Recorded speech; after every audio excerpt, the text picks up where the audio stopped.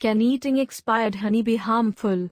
According to the relevant laws, the manufacturer must indicate the shelf life of foods.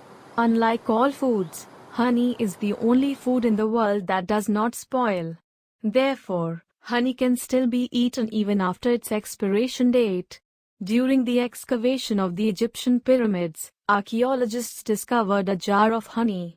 It was identified that this jar of honey has lasted for more than 3,300 years, but it has not deteriorated at all and is still edible today. The reason why honey will not deteriorate is that it has super antibacterial ability.